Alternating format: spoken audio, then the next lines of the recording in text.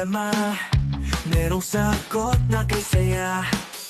Sa simpleng bagay may diskarte, laging handa, thinking everything. Kahit anong hamon, hindi uurong makista, tuloy-tuloy lang to. Dito sa vlog, sama ka na. Abot ang pangarap, basta pwede ka. Maski TV ka na nagpakiray, thinking everything, walang imposible. Sa channel, ikaw ay inspired, kaya natin to. Ayan, magandang araw guys. Meron tayo ditong Fumi na Cleanmatic. Manual lang to. So rito guys, wala na tong motor. Ayan, wala na motor. May nag-check na raw nito dati. Kaso nawalan siya ng budget, kaya halos 5 buwan to na stock. So ngayon siya nagkaroon ng pera at nag-request sa akin na waterproof ang ilagay. So ito guys, waterproof to. Ayan, ayan o, waterproof. Malabo ang aking camera. Ayun, waterproof. Big gap. Ayan. So ang capacitor nito pag ganitong waterproof is 12 microfarad. Ayan o. Ayan. So nagkaroon ako ng konting rito dahil yung tapyas niya dito is hanggang dito lang. So pag linagay ko ito yung pinakampuli niya ay hanggang dito lang sa hindi siya sasagad. So kailangan kong baba para umabot dun sa pinakang gearbox niya. Ayun, para mag-align siya. Kailangan kasi pantay ito eh. Ito lagay ng belt saka dun sa pinakang pulley ng gearbox. So kung hindi ko babawasan yung tapyas niya, eh hindi siya mag-align. Sisira yung belt. Hindi align. So ayan, so sasalpak ko muna ito. Bibiyakin ko muna yan para salpak natin dito. Okay, standby. So ito na guys, nabaklas na natin.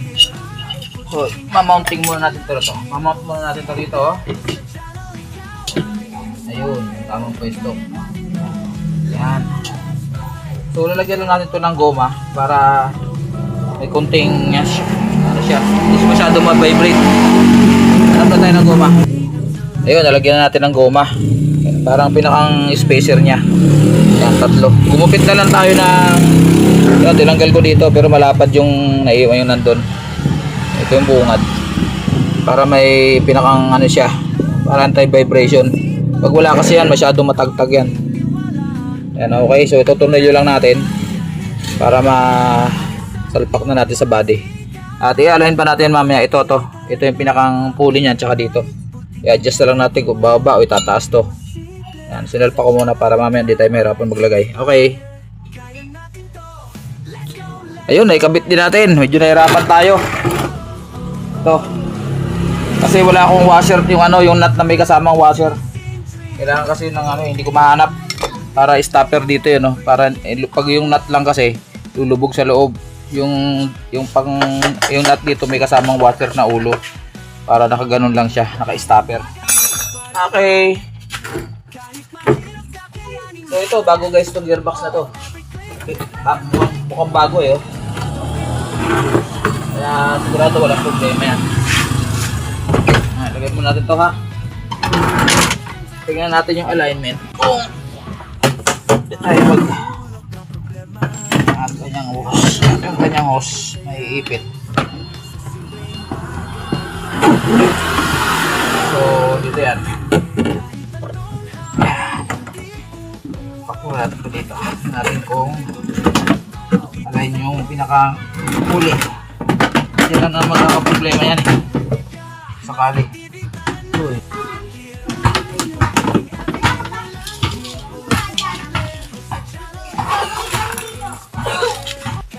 Kita ba ang ginagawa ko? Ayun. Layo. Kita ba? Ayun. Ayun pala.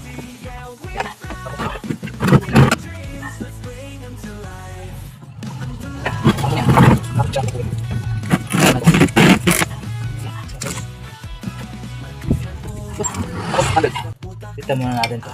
Mukhang align naman eh.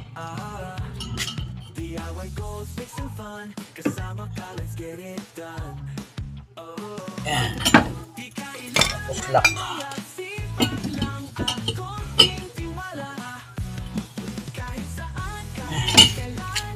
So belt na lang ko lang.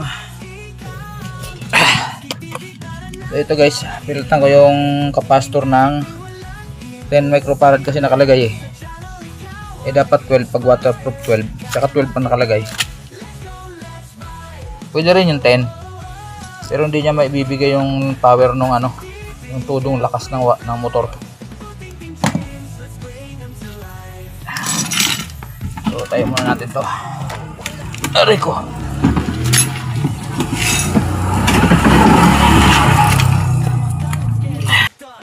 Ang common nito is yung kulay blue. Common.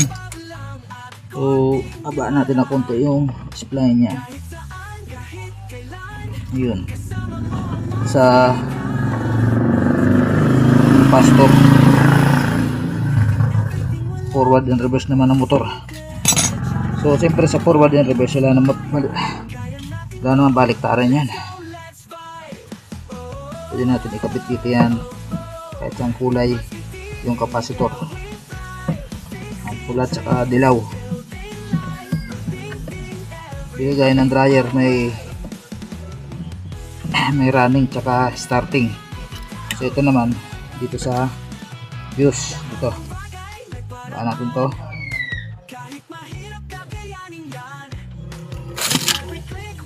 Dito yan sa common ng motor. Yan, under na yan. Tape lang natin para sure. May natin siguro. At tapean ko muna bago lagyan natin ng shrinkable tube. Okay, standby. Nabusan na ako ng shrinkable tube na malaki. Tingnan pas ito. Yan, tapos tukulan na ito. Ito na yun siya.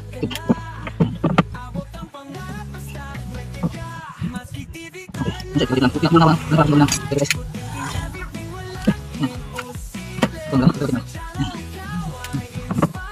Okay. Wala, hindi siya nagbuhat. Hindi pa. Hindi na rin. Hindi ba? Ano ba?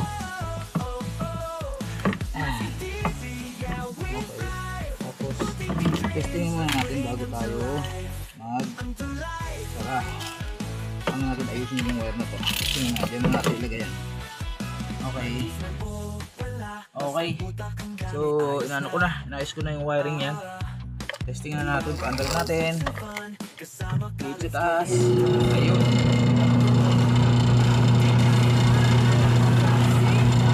Parang maluwag yung aking pulley ng motor.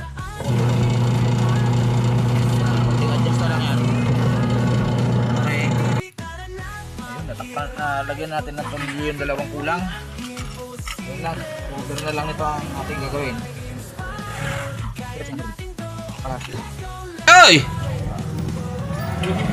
Oo. Kailangan maging busy ba? Ayun, tumama. So, testing naman tayo na may tubig. Para yan. Inisalan natin ng konti. At gigitata. Limang buwan naka-stack daw.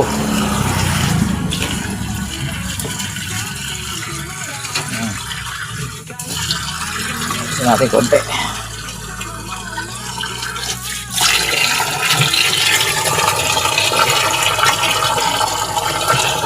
Yan. Tapos i-drain muna natin para matanggal yung tayo muna. Drain. Ayun. Magana ba? Ayun oh. Okay. Maganda to maglaba ako para matesting talaga yung lakas. Gar! Gar, maglaba ka nga. Testingin mo nga to. Mga labahan natin dyan para hindi sayang ang tubig.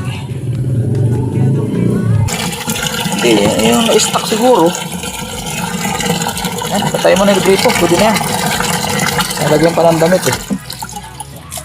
Okay.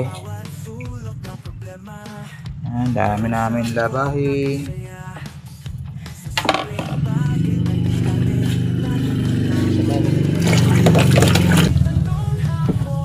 Yan. Okay. Pihit. Yun. Lakas oh. 12 microfarad yung ano yan eh. Ayan. Lakas oh. Yan, kahit mabasa pa yung motor niyan, hindi yan masisira. Waterproof.